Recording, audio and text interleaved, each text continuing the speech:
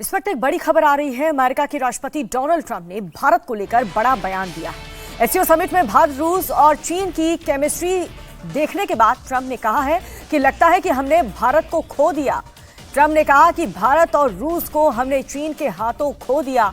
Trump ने Beijing में आयोजित एससीओ समिट के दौरान की एक तस्वीर शेयर की है जिसमें शी जिनपिंग, मोदी और पुतिन एक साथ दिख रहे हैं।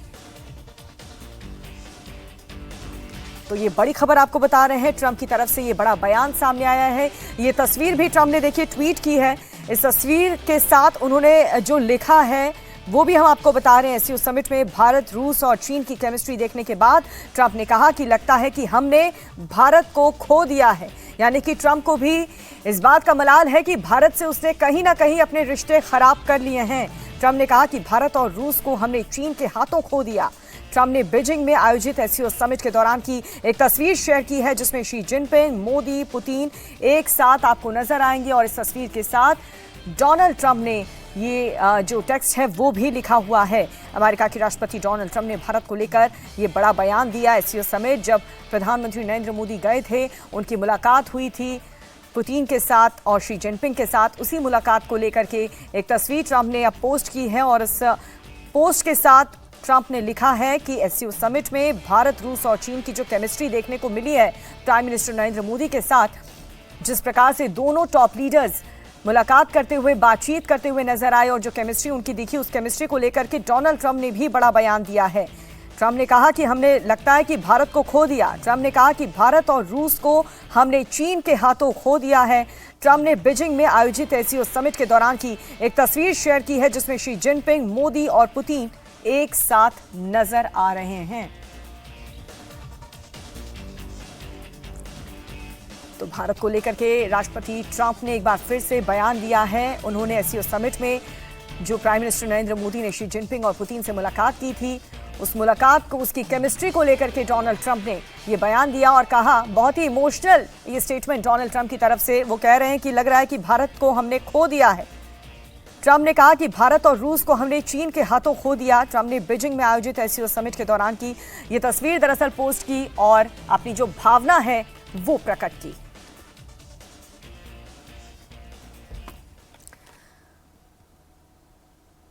और खबरों में आगे बढ़ते हुए बड़ी खबर मध्य प्रदेश के सागर से है, जहां पर मजहबी जुलूस में विवादित नारेबाजी की गई है। ईद मिलाद के जुलूस में लगे विवादित नारे, जुलूस में शामिल लोगों ने भड़काऊ नारेबाजी भी की है। हिंदू जागरण मंच ने पुलिस में दर्ज कराई शिकायत। पुलिस इस पूरे मामले की नारेबाजी की अब जांच कर रही है, लोगों की पहचान की जा रही है।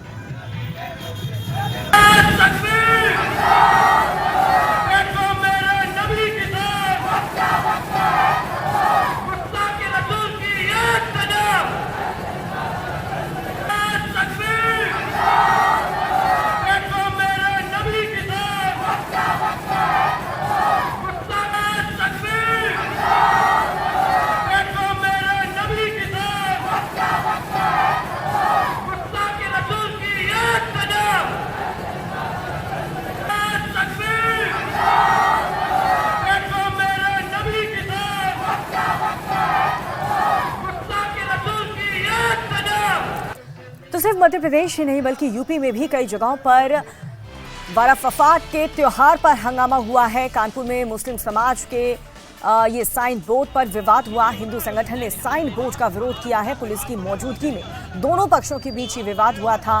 वरफात में नई परंपरा शुरू करने से दरअसल ये पूरा विवाद उठा।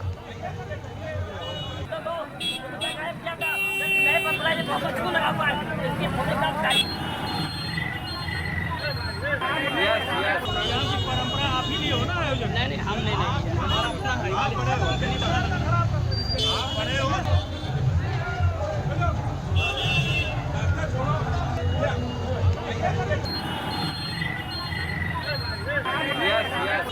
परंपरा आप ही लिए हो ना आयोजन? नहीं, हमने नहीं।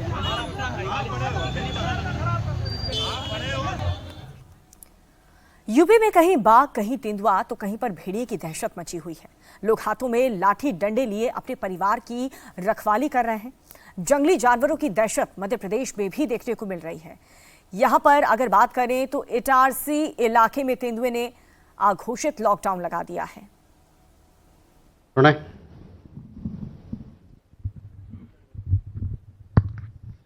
सर, अमेरिका से काफ़ी विरोधाभासी बयान, प्रणय उपाध्याय हूँ, इंडिया टुडे आज तक से, और मेरा सवाल है कि अमेरिका से काफ़ी विरोधाभासी बयान आ रहे हैं। एक तरफ पीटर नवारो जो है रूस यूक्रेन की लड़ाई को मोदी का युद्ध कहते हैं, स्कॉट बेसेंट कहते हैं कि दोनों ही परिपक्व लोकतंत्र हैं, हम अपने विवादों को सुलझा लेंगे। डोनाल्ड ट्रंप कहते हैं कि ये रिलेशनशिप खो चुकी है अब। तो भारत अमेरिका के साथ संबंधों को किस तरीके से देखता है उस रणनीतिक साझेदारी में, तब जबकि हमारी फोर्सेस उनके साथ जॉइंट युद्धाभ्यास भी कर रही हैं, बहुत सारी चीजें अमेरिका के साथ चल रही हैं। इस संबंध को जोड़ने और बनाए रखने के लिए भारत की तरफ से क्या प्रयास हैं?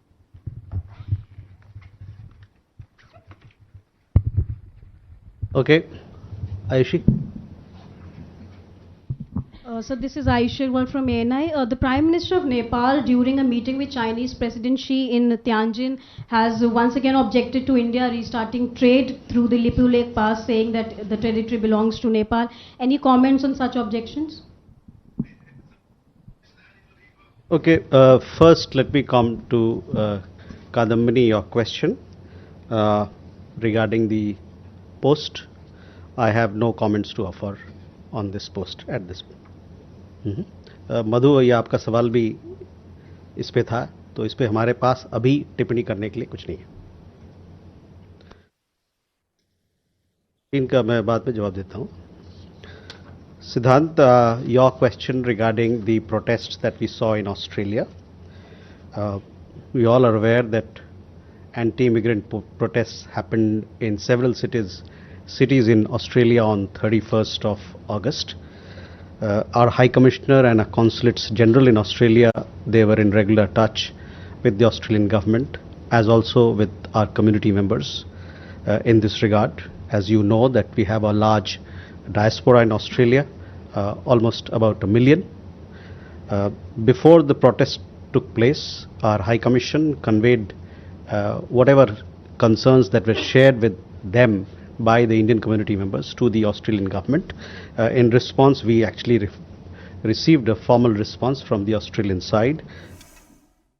तो एमए की तरफ से ये प्रेस कॉन्फ्रेंस आप सुन रहे थे। खबरों में आगे बढ़ते हुए आपको खबर बताएंगे यूपी से, जहां पर कहीं पर बाघ और कहीं तेंदुए तो कहीं भेड़ियों की दहशत देखने को मिल रही है। लोग हाथों में लाठी डंडे लिए अपने परिवार की रखवाली कर रहे हैं। जंगली जानवरों की दहशत मध्य प्रदेश में भी देखने को मिल रही है। यहाँ के इटारसी इलाके में तेंदुए ने अघोषित लॉकडाउन लगा दिया है। लोग घरों में कैद हैं, स्कूलों की छुट्टी करा दी गई है। वन विभाग की टीम तेंदुए को पकड़ने की भरपूर कोशिश कर रही है। तेंदुआ दिख तो रहा है लेकिन पकड़ में नहीं आ रहा। इटारसी में तेंदुए से बचने के लिए क्या तैयारी की गई है, आपको इस रिपोर्ट में दिखाते हैं।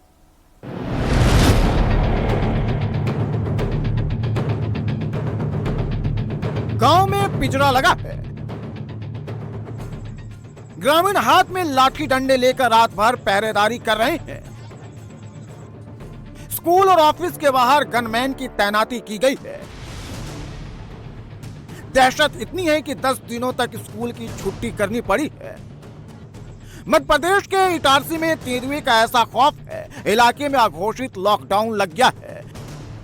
जो तेंदुआ जंगल में रहता था, लगातार हो रही बारिश के बाद रिहायशी इलाकों की तरफ रुख करने लगा है। सतपुरा टाइगर रिजर्व से सटे पथरौटा के पावर ग्रिड परिसर में पिछले 8 दिनों से मादा तेंदुआ और उसके शावक घूम रहे हैं। एक शावक के करंट से मौत के बाद ग्रामीणों और स्कूल के बच्चों में डर और गहरा गया है। तेंदुए की दहशत के चलते लोग अब लाठी डंडे लेकर घरों के आसपास सुरक्षा कर रहे हैं। डर है कि कहीं अपने शावक को ढूंढने आए तेंदुआ उन पर हमला न कर दे। हालात ये है कि इटारसी के एक स्कूल में लॉकडाउन लगा दिया गया है। 10 दिन की छुट्टी घोषित कर दी गई है और क्लासेस अब ऑनलाइन होंगी।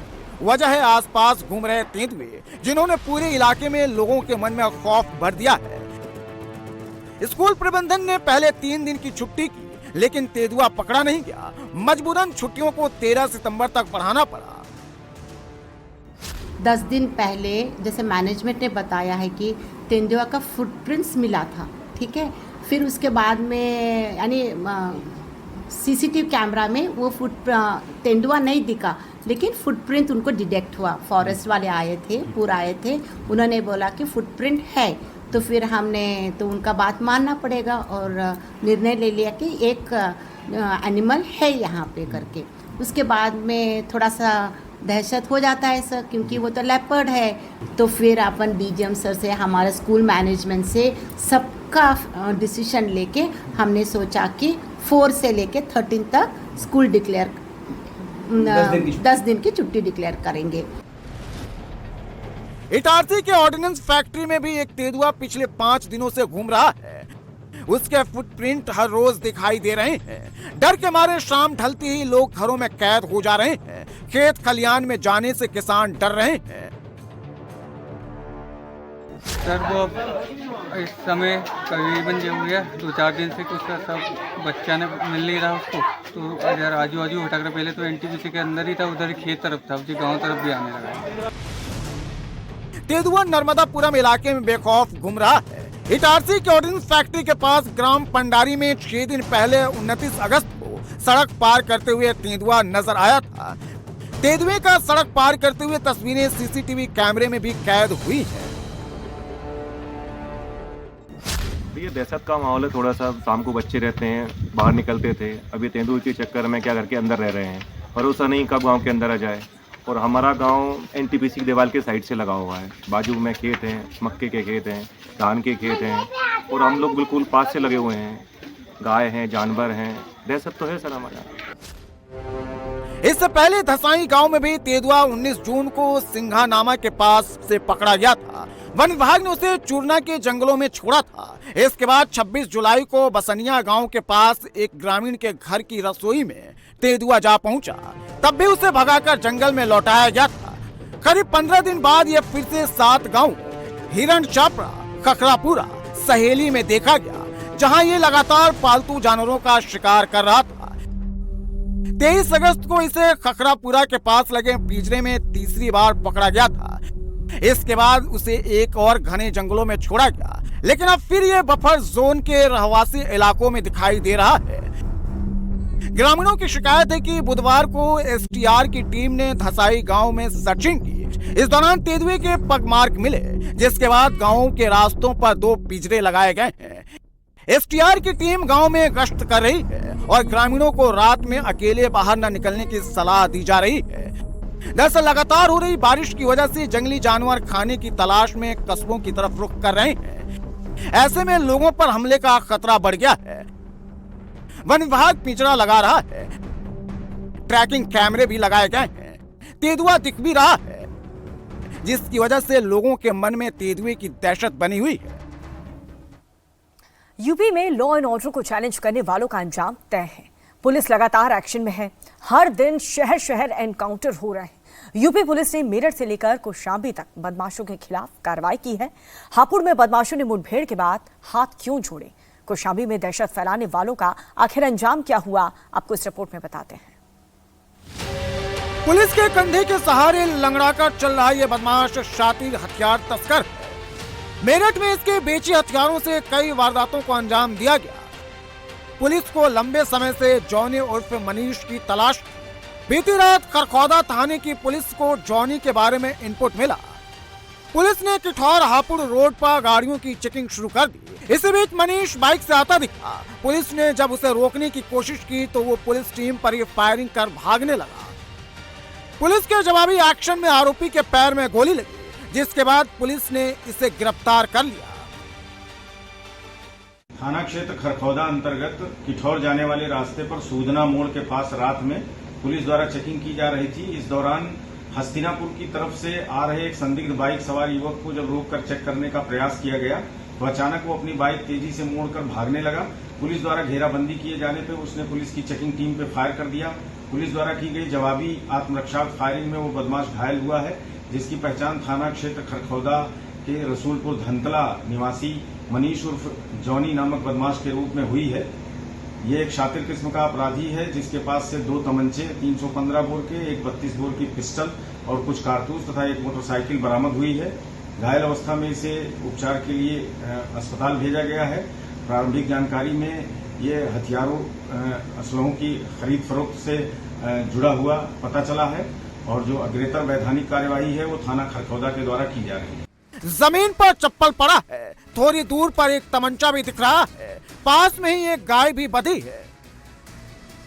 तस्वीरें यूपी के हापुड़ की है। यहाँ 3 शातिर गो तस्कर एक गाय की हत्या करने की तैयारी में थे। मेहताब और जैद नाम के 2 बदमाश अपने एक साथी के साथ गो हत्या करते उससे पहले ही पुलिस मौके पर पहुंच गई। पुलिस ने जब बदमाशों की घेराबंदी की तो अपराधियों ने वही गलती कर दी जो उन्हें नहीं करनी चाहिए थी। बदमाशों ने पुलिस टीम पर फायरिंग कर दी, लेकिन जवाबी कार्रवाई में महताब नाम के बदमाश के पैर में गोली लगी। पुलिस ने मौके से ही जैद नाम के एक आरोपी को गिरफ्तार कर लिया, जबकि उसका एक साथी अंधेरे का फायदा उठाकर फरार हो गया। पुलिस के गिरफ्त में आते ही बदमाश माफी मांगने लगे, फिर कभी गुनाह नहीं करने की कस्में खाने लगे। पकड़े गए आरोपियों पर पहले से ही गोकशी के केस दर्ज है। आज शाम करीब 7 बजे थाना बहादुरगढ़ पुलिस की गोकशों से मुठभेड़ हुई है, जिसमें एक गोकश मेहताब के दाहिने पैर में गोली लगी है। उसका एक साथी जैद गिरफ्तार हुआ है तथा एक साथी इकरार भागने में सफल हुआ है, जिसकी तलाश में कॉम्बिंग की जा रही है। अभियुक्तों के पास से एक 315 बोर का तमंचा, एक खोखा तथा एक जिंदा कारतूस, गोकशी के उपकरण, एक बाइक तथा एक जिंदा गोवंश बरामद हुआ है। गिरफ्तार किए गए अभियुक्तों द्वारा कुछ समय पूर्व थाना बहादुरगढ़ की एक गोकशी की घटना को कारित करना स्वीकार किया है। आवश्यक विधिक कार्रवाई कराई जा रही है। कौशाम्बी में दबंगों ने 2 युवकों की जमकर पिटाई की थी। लोगों की भीड़ देखती रही और दबंग युवकों को बेरहमी से पीटते रहे। दबंगों ने पहले मुख के घूंसों से पीटा, फिर डंडे से उनकी पिटाई की गई। दबंग युवकों को बुरी तरह घायल करने के बाद वहां से फरार हो गए। आरोपियों के खिलाफ केस दर्ज हुआ तो पुलिस तुरंत एक्शन में आ गई। अपराधियों की तलाश शुरू हो गई। पुलिस ने काले स्कॉर्पियो से भाग रहे बदमाशों को घेरा तो बदमाश पुलिस टीम पर फायरिंग करने लगे। मुठभेड़ के दौरान आरोपी सद्दाम के पैर में गोली लगी, जिसे पुलिस ने गिरफ्तार कर अस्पताल में भर्ती कराया। महाराष्ट्र में एक सोसाइटी के विज्ञापन को लेकर के विवाद छिड़ा है। दावा किया जा रहा है कि ये सोसाइटी मुस्लिम के लिए बनाई जा रही है। बिल्डर के खिलाफ महाराष्ट्र सरकार के पास शिकायत पहुंच चुकी है। आखिर इस सोसाइटी के विज्ञापन पर बवाल इतना क्यों मच गया, आपको भी दिखाते हैं इस रिपोर्ट में। मुंबई से महज कुछ ही किलोमीटर की दूरी पर बन रहा एक प्रोजेक्ट इस वक्त विवादों में घिरा है। विवादों में घिरने के पीछे का कारण है उसकी मार्केटिंग स्ट्रैटेजी। आपने सुना होगा कि इस वक्त सुकून एम्पायर नाम का एक प्रोजेक्ट नेरल में बहुत ज़्यादा चर्चा का विषय बना हुआ है, क्योंकि उनकी तरफ से जिस मार्केटिंग स्ट्रैटेजी का प्रयोग किया गया उसके बाद कई सारे सवाल खड़े हो रहे हैं। अगर आप देखें तो यहाँ पर जो पूरा का पूरा एक पोस्टर लगा हुआ है, उस पर यहाँ पर क्या क्या अवेलेबल होगा वो बताया गया है। हालांकि उन चीज़ों का जिक्र नहीं किया गया है जो मार्केटिंग वाले वीडियो में उपयोग में लाई गई थी। मार्केटिंग वाला वीडियो अगर आप देखें तो ये 30 से 35 सेकेंड का एक रील टाइप वीडियो है, जिसमें एक महिला ये कहती हुई नज़र आ रही है कि ये जगह इन्वायरमेंट फ्रेंडली है, इसके अलावा ये कम्युनिटी फ्रेंडली है और हलाल जो है उस तरीके को ध्यान में रखते हुए बनाया गया है। अब हलाल का कॉन्सेप्ट अमूमन अगर देखें तो मुस्लिम कम्युनिटी में आता है और यही आरोप लग रहे हैं इस प्रोजेक्ट्स के ओनर्स पर और इन्हें डेवलप करने वाले डेवलपर्स पर कि वो एक कम्युनिटी को अट्रैक्ट करने के लिए, एक स्पेसिफिक कम्युनिटी के लिए एक प्रोजेक्ट का निर्माण कर रहे हैं। मुंबई के करजत के पास बन रही इस टाउनशिप पर विवाद बढ़ गया है। राष्ट्रीय मानवाधिकार आयोग ने इसे लेकर महाराष्ट्र सरकार को नोटिस भेजा है और एनएचआरसी ने हलाल लाइफस्टाइल टाउनशिप प्रोजेक्ट के विज्ञापन को असंवैधानिक बताया है। साथ ही पूछा गया है कि इसे रेरा ने कैसे अप्रूव किया है। एनएचआरसी ने करजत में बन रहे हलाल सोसाइटी को लेकर महाराष्ट्र सरकार से 2 हफ्ते के भीतर जवाब मांगा है। दरअसल हलाल सोसाइटी का एक विज्ञापन सामने आया है जिसमें वर्ल्ड क्लास सुविधाओं की बात कही गई। विज्ञापन में मुस्लिमों को नमाज पढ़ते हुए दिखाया गया है। दावा किया जा रहा है कि यह सोसाइटी सिर्फ मुसलमानों के लिए ही होगी। राष्ट्रीय मानवाधिकार आयोग के सदस्य और एनसीपीसीआर के पूर्व अध्यक्ष प्रियंक कानूनगो ने भी इस हलाल सोसाइटी के इस विज्ञापन पर सवाल उठाया है। उन्होंने सोशल मीडिया प्लेटफॉर्म एक्स पर लिखा है कि यह विज्ञापन नहीं, विश्व व्यापन है। मुंबई के पास करजत इलाके में केवल मुसलमान मजहब वालों के लिए हलाल लाइफस्टाइल वाली टाउनशिप बनाई जा रही है। यह nation with in the nation है। महाराष्ट्र सरकार को नोटिस किया जा रहा है। सुकून एम्पायर हाउसिंग प्रोजेक्ट को लेकर विवाद बढ़ा तो मुस्लिम बिल्डर भी इसके बचाव में उतर गए। बताया जा रहा है कि प्रोजेक्ट में मुस्लिम समुदाय के लिए अलग से स्कीम भी जोड़ी गई है, जिसमें डाउन पेमेंट करने के बाद बाकी पैसे बिना बैंक लोन के सीधे बिल्डर को आसान किश्तों में दी जा सकती है। क्या ये वातावरण को जानबूझ के खराब किया जा रहा है? आज जो हलाल शब्द जो इस्तेमाल हुआ है ना, हलाल शब्द, वो मसला ऐसा है कि आप एक डाउन पेमेंट दे दो, आप बाकी आप लोन पे नहीं जाना, विदाउट लोन एक 20,000 रुपए का महीना EMI, मतलब आपको इंटरेस्ट देने की जरूरत नहीं। इंटरेस्ट नहीं देने, इसके लिए वो हलाल हो गया कि भाई आप बगैर इंटरेस्ट से बच जाओ। मुसलमानों में क्या है कि तुम इंटरेस्ट का पैसा लेना और देना ये हराम है, तो हलाल बोले तो ये हलाल भाई, तो कत्ल खाना नहीं है इधर कोई। और हर बिल्डिंग के अंदर मिक्स है सब, ऐसा कुछ नहीं है। एक कम्युनिटी मुसलमान अगर एरिया में आती है ना, तो उसकी वजह ये है कि भाई उसको मस्जिद चाहिए, कब्रिस्तान चाहिए। लेकिन देखिए सवाल, अगर मस्जिद और कब्रिस्तान नहीं रहेगा ना, तो वो उधर जगह नहीं लेगा, उधर फ्लैट नहीं लेगा। वो इसके लिए कि उसको तो नमाज को जाना है ना। आप नेरल में नहीं दे रहे हो, क्यों नहीं दे रहे हो? नेरल के उस तरफ नहीं दे रहे हो, क्यों नहीं दे रहे हो उनको? भाई उनको तो मस्जिदों में नमाज पढ़ने को नहीं दे रहे हो। दावा यह भी किया जा रहा है कि इस इलाके में मुस्लिम बिल्डर्स ने जितनी इमारतें बनाई हैं, उसमें हिंदू मुस्लिम सभी साथ रह रहे हैं। हलाल का मतलब समझे बिना विवाद को बढ़ाया जा रहा है। यहाँ पर एकदम न्यूट्रल है, कुछ लोग जानबूझ के हालात को बिगाड़ने की कोशिश कर रहे हैं। मेरी खुद की बिल्डिंग सामने ईशल टावर है, मेरे बिल्डिंग में 3-4 क्लाइंट मेरे खुद के नॉन मोमेडियन बहुत करीबी है, मेरे दूसरे भी बिल्डिंग में, मेरे हर बिल्डिंग में कोई ना कोई नॉन मोमेडियन है, सब मिलजुल के रहते। एक की किसी की भी कंप्लेंट आज तक नहीं आई है, ना हमने कभी उस पे कभी चर्चा करी है, ऐसा कुछ भी नहीं है। ना ईद के टाइम, ना दिवाली के टाइम, ना गणपति के टाइम, हम सब मिलजुल के रहते। तो ये जो माहौल जो हो रहा है, ये गलत दिशा में ये लोग लेके जाना चाहते हैं। बाकी ऑलवेज वेलकम। आप ममदापुर की कोई एक सिंगल बिल्डिंग दिखा दीजिए जिसमें सिर्फ मोमेडियन है, आपको हर बिल्डिंग में एटलीस्ट एक मिल जाएगा, हर बिल्डिंग में एटलीस्ट कोई न कोई मिल जाएगा जो नॉन मोमेडियन है। ऐसा इधर कुछ नहीं है। स्थानीय बिल्डर चाहे जो भी दावा करे, लेकिन हकीकत बिल्कुल अलग है। जो बिल्डर सुकून एम्पायर हाउसिंग प्रोजेक्ट बना रहा है, उसने सुकून रेजिडेंसी नाम से बिल्डिंग बनाई है। इस सोसाइटी के 78 फ्लैट्स में से 72 मुस्लिम समाज के लोगों को बेचे जा चुके हैं। वहीं मौजूदा प्रोजेक्ट सुकून एम्पायर में अब तक हुई सभी 12 बुकिंग्स भी मुसलमानों ने ही की है।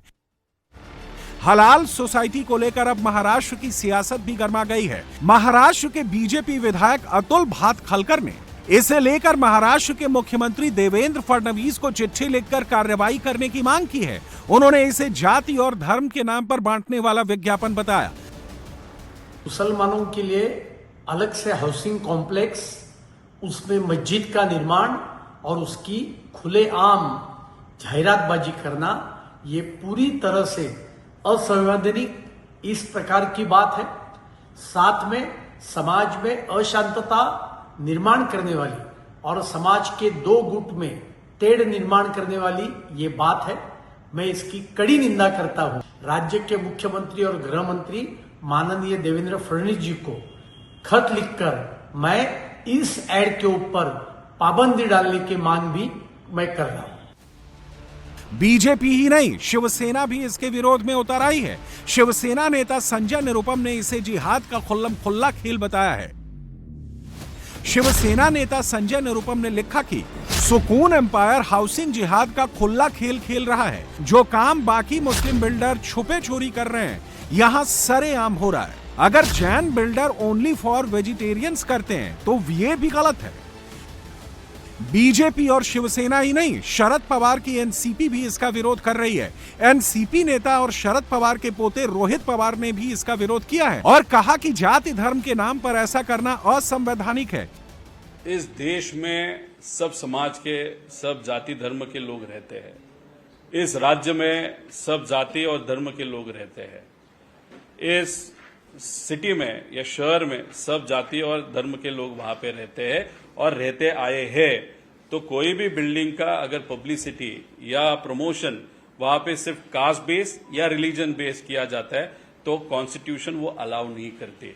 अगर कहाँ पे किसी ने ये किया होगा, उनको वो चेंज करना ही पड़ेगा। इस तरीके से कोई भी समाज या जाति धर्म के लोग हैं, इस तरह का डिफरेंशिएशन वहां पे नहीं कर सकते, ऐसा हम सबका कहना है।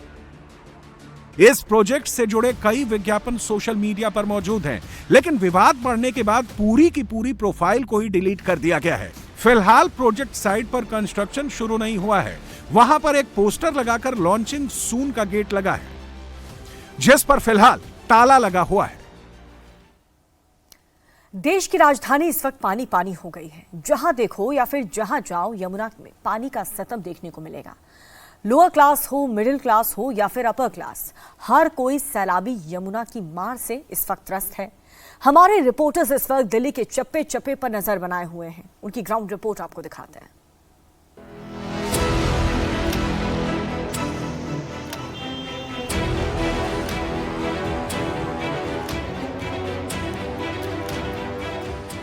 लोगों के घर यमुना के पानी में जलमग्न हैं। नदी किनारे घाट डूब गए हैं। मंदिरों में पानी भरा हुआ है। दरगाह यमुना की चपेट में है। सड़कें दरिया में तब्दील हो गई हैं। झुग्गियों की जगह पानी का सैलाब है। यमुना के किनारे सारा इलाका पानी में समा गया है। एनडीआरएफ की टीम से रेस्क्यू ऑपरेशन चला रही है। राहत शिविर में पानी भर गया है। देश की राजधानी से ऐसी तस्वीरें सामने आ रही हैं। लगभग हर इलाका यमुना के पानी से त्रस्त है। यमुना खतरे के निशान से 2 मीटर ऊपर बह रही है। बढ़ी हुई यमुना का पानी कहर बरसा रहा है, जिससे यमुना का पानी दिल्ली के कई इलाकों में फैला हुआ है। इसमें से दिल्ली का मयूर विहार का एरिया भी शामिल है, जहां निचले इलाके में कई फीट यमुना का पानी भरा हुआ है। जहां लोग झुग्गी झोपड़ी बनाकर रहते थे, अब वहां यमुना के पानी ने पैर पसारा हुआ है। दिल्ली में यमुना में जो बाढ़ आई है उसका असर मयूर विहार अक्षरधाम के आसपास भी देखने को मिल रहा है। इस वक्त हम मयूर विहार में मौजूद हैं और जो रौद्र रूप है यमुना का वो आपको इन तस्वीरों को देखकर समझ आएगा। जैसे जैसे लगातार हत्तीकुंड बैराज से पानी छोड़ा गया, उसके बाद यमुना नदी खतरे के निशान से अभी भी ऊपर बह रही है। ये जो पूरा इलाका है ये डूब क्षेत्र का निचला इलाका है और जहां पर आपको पीले रंग का बोर्ड नजर आएगा, मेरे सहयोगी अमित ठाकुर आपको जूम करके दिखाने की कोशिश करेंगे, वहां तक यहां पर रिहाइश थी। निचले इलाकों के अंदर लोग यहां पर झुग्गियां डालकर रहते थे, खेती करते थे, लेकिन मंगलवार से पानी का लेवल लगातार बढ़ा और अभी स्थिति ऐसी है कि वहां तक जाया नहीं जा सकता। अपने मवेशियों के साथ, अपनी झुग्गियों को, अपने घर के सामान को लेकर तमाम लोग जो हैं, क्योंकि प्रशासन ने चेतावनी दे दी थी और मंगलवार से जैसे जैसे पानी बढ़ना शुरू हुआ, तमाम लोग जो नीचे खेती करते थे वो नीचे से ऊपर किनारे पर आ गए अपने जानवरों के साथ, अपने परिवार के साथ, और अभी सड़क के किनारे टेंट में ये लोग रहने को मजबूर हैं। रिहायशी इलाकों में यमुना का पानी सिर्फ लोगों के घरों को नहीं नुकसान पहुंचा रहा है, बल्कि मंदिर परिसर में भी यमुना का पानी भर गया है। स्वामी नारायण मंदिर के पास पानी जमा हो गया है। नालों के जरिए पहुंचा ये पानी गंदा है। पंप के जरिए मंदिर से पानी निकालने की कोशिश हो रही है। पिछले 48 घंटे से इसी तरह से पानी यहाँ पर जमा हुआ है। देखिए ये स्वामी नारायण मंदिर है जिसके आसपास घर मौजूद है। घरों के अंदर लोग भी फंसे हैं जो किसी तरह से घरों में पानी आने से बचा रहे हैं। आप देखिए पानी इतना ज़्यादा यहाँ पर गंदा है और कोई सुध-बुध लेने नहीं पहुँचा। यहाँ पर हमें कोई निकासी होते हुए भी नजर नहीं आ रही है, लेकिन यहाँ पर जो लोग हैं वो खुद ही अपने घरों से पानी निकालने का प्रयास कर रहे हैं। मंदिर के अंदर भी पंप्स की आवाज़ हमें आ रही है जो लगे हुए हैं, जो मंदिर के अंदर भी पानी चला गया है उसको भी निकालने का प्रयास कर रहे हैं। पानी देखिए इतना गंदा पानी है यहाँ पर कि यहाँ पर कुछ दिनों में बीमारियाँ फैलने लग जाएंगी। आसपास लोग रह रहे हैं, लोगों का घर है, ये बेला रोड है, यहाँ से कुछ ही दूर पे एलजी आवास है, उससे कुछ ही दूर पर यहाँ पर मुख्यमंत्री आवास भी है। तो आप देखिए ये पॉश इलाका है जिसकी ये घर में पानी भर चुके हैं, पानी से लबरेज है। दिल्ली के जैतपुर में एनडीआरएफ की टीम लगातार लोगों को निकालने का काम कर रही है। पूरा इलाका डूब गया है। अंदर जाकर एनडीआरएफ की टीम लोगों को सर्च कर रही है। आसपास जो यमुना के करीब रहने वाले लोग हैं, हजारों की तादाद में इन लोगों को यहाँ से निकाला गया है। एनडीआरएफ की टीम रात दिन यहाँ पर काम कर रही है और या तो कॉल आती है इनके पास कि कोई फंसा हुआ है या फिर अपनी तरफ से भी सर्च एक तरीके से ऑपरेशन चलाया जा रहा है कि कोई अंदर तो नहीं है। मैडम किस तरह से आप लोगों को कॉल आ रही है, अगर बता सके। कुछ लोगों को आप लोगों ने बचाया भी है, कैसे आप बचा रहे हैं, जा रहे हैं लोगों के पास? सर जैसे पता चलता है कोई लेडीज है या बच्चा है, उनको बचाने के लिए लेने आते हैं, उनका रेस्क्यू करते हैं, उनको सही सलामत बाहर निकालते हैं यहाँ से। तो रात दिन कर रहे हैं आप? रात को भी रह रही है एनडीआरएफ की टीम? 24 घंटे। 24 घंटे? हाँ जी। और देखिए महिला कर्मी है एनडीआरएफ की, और तस्वीर देखिए आप, जहां तक भी आपको दिखेगा सिर्फ पूरा इलाका डूबा हुआ यहाँ पर जैतपुर के इलाके में नजर आएगा। आप लोग भी, आपका नाम क्या है सर? महेंद्र कुमार शर्मा। तो महेंद्र जी, आप क्या किस तरह से कोशिश करते हैं? कितने लोगों को तकरीबन आप अगर बता सके, भाई परसों से लगातार आप निकाल ही रहे हैं लोगों को? जी सर, जैसे हमारे साहब लोग हैं वहाँ पे, हम लोग बोट पे रहते हैं, जैसे ही कोई आता है या अंदर से सूचना मिलती है कि कोई फंसा है, तो अभी तो फिलहाल कोई नहीं है अंदर, सबको निकाल लिया है, सबको रेस्क्यू कर लिया है। किसी का फिर भी आप सर्च ऑपरेशन चलाते रहते हैं? बिल्कुल सर, हम लोग यहाँ पे ड्यूटी पे ही हैं, जैसे ही आदेश मिलता है हम लोग आगे अंदर जाते हैं, फिर साहब लोग जाते हैं, हमारे कमांडर जाते हैं, जो बताते हैं उस हिसाब से हम लोग रेस्क्यू कर रहे हैं तब से। यमुना ने जब लोगों के आशियानों को डुबोया तो भीषण बाढ़ से बचाने के लिए उनको घरों से निकालकर राहत शिविर में रखा गया था।